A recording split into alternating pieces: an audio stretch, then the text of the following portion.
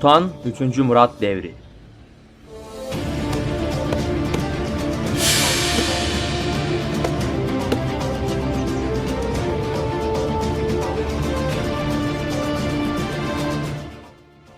Babası 2. Selim'in ölüm haberi üzerine Manisa Sancakbey bulunan oğlu Murat, İstanbul'a gelerek 28 yaşında 1574 yılında tahta geçti.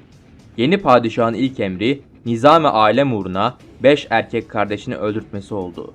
Bundan sonra Kapıkulu askerlerine culus bahşişi verildi.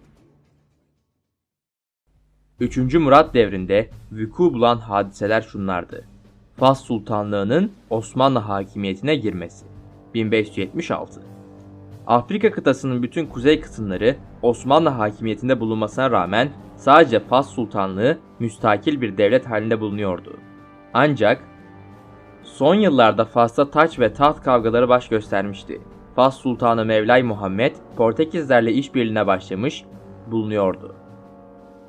Buna karşılık Fas tahtını ele geçiremeyen Abdülmelik, Osmanlılara sığınıp kendisinin Fas Sultanlığına getirilmesini istemişti. İsteği kabul edilerek Cezayir Beylerbeyi Ramazan Paşa'ya emir verildi. Fas ordusu mağlup edilerek Abdülmelik Fas Sultanlığına getirildi. Bu tarihten sonra Fas'ta Osmanlı hakimiyeti başladı. Bu sırada saltanat iddiasından vazgeçmeyen Mevlay Muhammed Portekizlerden yardım istedi. Portekiz kralı Sebastian 80.000 kişilik büyük bir kuvvetle Fas'a geldi. Ramazan Paşa idaresinde Osmanlı ve Fas kuvvetleri 1578 yazında Portekizleri Vadüs Sebil Savaşı'nda fena halde bozguna uğrattılar. Kral Sebastian muharebe meydanında öldü. Bütün kuvvetleri perişan edildi. Bu parlak zafer Sultan Abdülmelik'e bildirilince zaten hasta olan hükümdar fazla sevinmekten ölüverdi. Yerine kardeşi Ahmet Fas Sultanlığına getirilerek Osmanlı hakimiyeti devam ettirildi.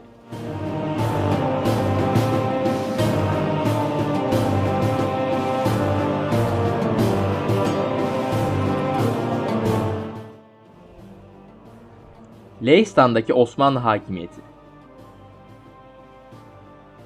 Afrika'da bu olaylar yaşanırken 1575 yıllarında ise Leistan kralı Sigismund August ölünce memleket taş kavgasına düşmüştü. Avusturya ve Rusya kendilerini gösterdikleri namzetlerin Leh kralı olması için faaliyet gösteriyorlardı. Hatta bu maksatla Rusya kuvvet bile sokmaya kalkıştıysa da Osmanlı kuvvetlerini karşısında bulunca geri çekilmeye mecbur kaldı. Osmanlı Devleti için Leistan çok ehemmiyetliydi. Bu yüzden diğer devletlerden daha atik davranıp nüfusunu kullanarak kendisine tabi Erdel Bey'i Bathori'yi Leh krallığına seçtirdi. Leistan bundan sonra vergiye bağlandı ve 1578 yılına kadar Osmanlı himayesinde bir devlet olarak kaldı. Osmanlı-Safevi Savaşları 1578-1590. 3. Murat padişah olduğu zaman Safevi hükümdarı Şah Tahmas, Tokmak Han idaresine bir elçilik heyeti yollayarak tebriklerini ve hediyelerini sunmuştu. Elçilik heyeti İstanbul'da gayet iyi karşılanmıştı. Fakat bir müddet sonra Şah Tahmas'ın ölmesiyle İran'da taht kavgaları başladı. Bir ara Tahmas'ın oğlu İsmail şahlığı elde etti. Bunun zamanında Osmanlı-İran dostluğu bozuldu. Çünkü Şah Osmanlılarla süren barışı terk ederek doğudaki Kürtleri aleyhimize kışkırtıyordu. İkinci Şah İsmail de ölünce İran'da taht kavgalarını sürüp gitmesinden Osmanlılar istifade etmek istediler. Doğudaki valilerin de durumu müsait görüp İran'a saldırmanın vaktidir yolla haberleri üzerine Sultan 3. Murat 1578 yılında Safvilere harp açtı. O zaman Sokulu Mehmet Paşa daha sağdı ve İran savaşına engel olmak istedi. Sokulu Mehmet Paşa İran'ın geniş bir ülke olduğunu, galip gelinse bile halkın itaat altına alınamayacağını söylüyordu. Ki bu konuda ne kadar haklı olduğu daha sonradan anlaşılacaktı. Padişah kendisi sefere gidecek karakterde bulunmadığından ordunun başında Lala Mustafa Paşa'yı serdar tayin etti. Lala Mustafa Paşa'nın asıl hedefi Gürcistan'ı fethetmek olacaktı. Topladığı kuvvetlerle Gürcistan'a girip fetihlere başlayan Lala Mustafa Paşa, Tokmak Han idaresinde bir Safvi ordusunun üzerine geldiğini duyunca buna karşı mahiyetindeki kumandanlardan Özdemiroğlu Osman Paşa'yı yolladı. Osman Paşa, Safvi kuvvetleriyle Çıldır'da karşılaştı ve Tokmak Han'ı mağlup etti. Lala Mustafa Paşa, Gürcistan içinde ilerleyerek Tiflis'i ele geçirdi ve Şirvan'a doğru ilerledi. Şirvan'ın bir kısmını zapt eden Lala Mustafa Paşa, Özdemiroğlu Osman Paşa'yı serdar tayin ederek kendisi Erzurum'a döndü. Safi kuvvetleri Osman Paşa üzerine taarruza geçtilerse de mağlup olup çekildiler. Fakat Safilerin saldırıları devam ediyordu. Kuvvetleri çok azalan Osman Paşa geri çekilmek zorunda kaldı. Muharebelerin Safilerin lehine dönmeye başlaması üzerine Lala Mustafa Paşa azledilerek yerine Koca Sinan Paşa Serdar tayin edildiyse de kayda değer hiçbir muvaffakiyet elde edilemedi. Özdemiroğlu büyük bir gayretle Safi savaşlarına devam ediyordu. Nitekim 1583 yılında Meşale Savaşı denen savaşta bir kere daha Safileri yendi. Meşale Savaşı'ndan sonra Safiler Şirvan bölgesini boşaltmak zorunda kaldılar.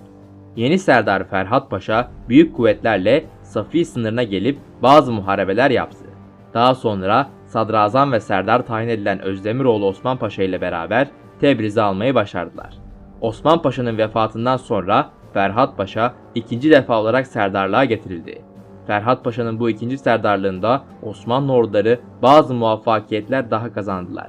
Ayrıca doğuda Türkistan hükümdarı Özbek Han, Safiler saldırınca Şah Abbas Osmanlılardan barış istedi. 1590 yılında yapılan Ferhat Paşa Anlaşması'na göre Tebriz, Şirvan, Gürcistan, Dağıstan bölgeleri Osmanlılara verilecekti. Büyük kayıplar karşılığında alınan bu yerler ileride göreceğimiz üzere Osmanlıların elinde fazla kalmayacak, tekrar Safilerin eline geçecekti. Yeniçeri ve Sipahi isyanları. Safevilerle anlaşma yapıldıktan sonra İstanbul'da Yeniçeri ve Sipahi isyanları vuku buldu. Bu isyanlar her ne kadar ulufe yüzünden çıkmışsa da asıl sebebi devlet teşkilatının bozulmaya yüz tutmasında aramak daha doğru olacaktır. İlk defa 3. Murat devrinde Yeniçeri Ocağı'na rastgele kimseler alınarak kanun bozuldu. Yine ilk defa rüşvetle iş görülmeye başlandı. Askere ayarı düşük akçeler verilmek istenince Yeniçeriler isyan ederek saraya yürüdüler. Asiler defterdarın başını istediler. İstekleri yerine getirilince büsbütün şımardılar. Hükümet nüfusu artık Yeniçerilerin eline geçmiş oluyordu. 3. Murat devrinde bir de sipahilerin isyanını görüyoruz. Ulufelerinin geri bırakılmasına kızan sipahiler saraya yürüyüp defterdarın kafasını istediler. Kendilerine nasihat vermek için gelenleri kovdular. İstanbul halkı da bunları seyretmek için saraya dolmuştu. Halk dışarı çıkarılırken "Urun ha" diye bir ses duyuldu. Saray muhafızları bunu padişahın emri sanarak asilerin üzerine saldırdılar ve 400'e yakın asiyi öldürdüler. Diğerleri kaçarak kurtuldu. 1593-1606 Avusturya Harpleri. Osmanlı Devleti'nin Safilere karşı olan zaferinden sonra batıda bazı gelişmeler oldu. Avusturya yıllık vergisini geciktiriyor, sınırlarda olaylar çıkarıyordu. Bu nedenle Bosna Beylerbeyi Telli Hasan Paşa Avusturya'ya sefer düzenledi. 1000 esir, 12 top ve birçok ganimet alıp geri döndü. Ama bu Avusturya ilişkilerini daha da kötüye itti. Böylece Avusturya saldırılara başladı. Ardından Telli Hasan Paşa komutasındaki bir Osmanlı ordusu Sisak denen yerde pusuya düşürerek neredeyse tümüyle imha etti. Bu bozgun tarihimize Kulpa bozgunu olarak geçmiştir. Bunun üzerine divanda savaşa karar verildi. Ancak neredeyse tüm Avrupa ülkeleri Avusturya'yı destekliyordu. 1593 yılı 19 Temmuz'da İstanbul'dan harekete geçen Serdar Ekrem Sadrazam Koca Sinan Paşa 4 Eylül gibi sefer mevsimi açısından geç bir tarihte Belgrad'a ulaştı. Kutsal Roma İmparatorluğu da Yanıkkale civarında yaklaşık 20.000 kişilik bir ordu toplamıştı. Budin Beylerbeyi Hasan Paşa'nın eyalet askerleri de orduya katıldıktan sonra Türk ordusu sınır bölgesine yürüdü ve 10 Ekim'de Besmir'i kuşattı. 3 gün dayanabilen kale garnizonu 13 Ekim'de teslim oldu. Ardından 19 Ekim'de Palato kuşatıldı ve 21 Ekim'de bu kalede teslim oldu. Türk birliklerinin Viyana'ya mesafesi 200 kilometreden yakındı. Alınan esirlerden Yanıkkale civarındaki Alman ordusunun İsoltini Belgrad'a yürüyecekleri duyumu alınmışsa da Kasım ayının yaklaşması nedeniyle kışlağa çekilerek müteakip bahar harekata devam etme fikri ağır basmıştı. Türk ordusunun herhangi bir çarpışma vermeksizin önce Budin sonra Belgrad'a kışlamak üzere çekilmesi üzerine serbest kalan Alman ordusu beklendiği üzere İsoltini Belgrad'a ilerledi. Bu orduyu karşılamak üzere ihtiyatsız bir şekilde bölgeye ilerleyen Budin valisi Hasan Paşa sayı ve teçhizat açısından da dezavantajlı konumda olmasına bakmaksızın taarruz edince 4 Kasım'daki muharebede ağır bir yenilgi aldı. Bu muharebeyle Kulpa bozgunundan sonra aynı yıl içinde Türk birliklerinin İkinci büyük yenilgiyi tattıran Alman ordusu Slovakya bölgesindeki Osmanlı kalelerin üzerine yürüdü ve Kasım ayı içinde Filek, Kökko, Divin, Sumoske, Devam, Boyog, Seçen, Dregeli ve Hayasko'yu ele geçirdi. Avusturya Arşidükü Matthias komutasındaki bir birlik ise Neograd'ı zapt etti. 1594 yılına geldiğimizde Serdar-ı Ekrem Koca Sinan Paşa, Besmir ve Palatun'un kolayca alınmasından sonra İstanbul'a bir zafername göndermiş ancak sonraki kayıplar neticesinde takviye istemek zorunda kalmıştı. Bu takviye beklenirken Alman ordusu mevsim erkenken harekete geçti. 4 Mayıs'ta Avusturya Arşidükü komutasındaki bir kolordu Esztergom'u, Sietermark ordusu komutanı Theophenbach komutasındaki birlikler ise Hatvan'ı kuşattı. Bununla birlikte Rumeli Beylerbeyi Mehmet Paşa ve Budin Beylerbeyi Hasan Paşa komutasındaki eyalet askerleri Hatvan'a yardıma gelip kale dizdarı Aslan Bey'in de Huruç harekatlarının da yardımıyla Theophenbach'ın birliklerini kuşatmayı kaldırarak geri çekilmeye zorladılar. Esztergom önünde de başarı kazanamayan Avusturya birlikleri Koca Sinan Paşa komutasındaki Türk ordusunun yaklaştığını duyunca çekildilerse de çekilme sırasında kaledeki Türk birliklerinin 1 Haziran'daki taarruzuyla ağır kayıplara uğradılar. 6 Mayıs'ta Belgrad'dan harekete geçen Koca Sinan Paşa komutasındaki Türk ordusu ise Esztergom önüne geldikten sonra Tata ve Saint Morton kalelerini kuşatarak aldı. 7 Ağustos'ta kuşatılan 12.000 askerlik garnizona sahip Yanıkkale ise 27 Eylül'de teslim oldu. Avusturya Arşidükü Matthias komutasındaki 50.000 askeri aşkın kuvvetteki Alman ordusunu kuşatma öncesinde yenilgiye uğratılarak kale civarından çekilmek zorunda bırakılması bu önemli başarıda pay sahibi olmuştu. Başkent Viyana'ya 120 kilometre mesafedeki bu önemli mevkinin Osmanlı Devleti'nin eline geçmesi Kutsal Roma İmparatorluğu'na telaşa neden oldu. 16-22 Ekim'de Kamaron'u kuşatmasına rağmen alamayan Türk ordusu kuşatmaya kaldırdıktan sonra kışlamak üzere Budin'e çekilmeye başladı. Bağlıların isyanı. Türk ordusu 1594 yılındaki harekattan başarılarla dönerken Osmanlı Devleti bugün Romanya'yı oluşturan 3 bağlı vasal devletin Eflak, Boğdan ve Erdel ayaklanmasıyla sarsıldı. Erdel Voyvodası Kutsal Roma İmparatoru II. Rudolf'u metbu olarak tanırken Boğdan Voyvodası Aron da yeni atanan Voyvoda'yı tanımayarak isyan etti ve üzerine gönderilen Maraş Beyi Mustafa Paşa komutasındaki birlikleri püskürttü. Eflak Voyvodası Mihail'in isyanı ise daha yıkıcı oldu.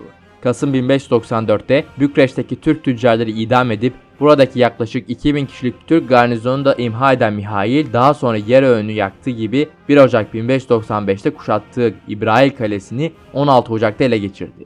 Dobruca'ya giderek Silistre'yi ele geçirmek isteyen Mihail 4000 Eflak askerini kılıçtan geçiren Silistre Bey'i durdurabilmişti. 1595 yılına geldiğimizde Osmanlı taht değişikliğiyle sarsıldı. 16 Ocak 1595 tarihinde 3. Murat hakkı rahmetine kavuştu. 11 gün sonra da yerine oğlu 3. Mehmet tahta çıktı. Koca Yusuf Paşa'nın yerine 1578-1590 Osmanlı Safi Savaşı'nda büyük yararlıklar gösteren Serdar Ferhat Paşa sadrazamlığa getirildi. 22 Nisan 1595 tarihindeki sipahi ayaklanmasını güçlükle bastıran Ferhat Paşa, cephe gerisini güvence altına almak amacıyla 1 Mayıs'ta İstanbul'dan ordusunun başında hareket ederek Eflak üzerine yürüdü. Ancak bir saray entrigasıyla azledilerek geri çağrıldı ve idam edildi. Osmanlı'nın gerilemeye başladığı bu dönemlerde Avusturya Osmanlı'yı bayağı zor duruma sokmuştu. Yeni bölümde Eflak harekatı, köprü faciası ve Esztergom kuşatmasına değineceğiz. Avusturya savaşlarına devam edeceğiz. Bizi takipte kalın. Hoşça kalın.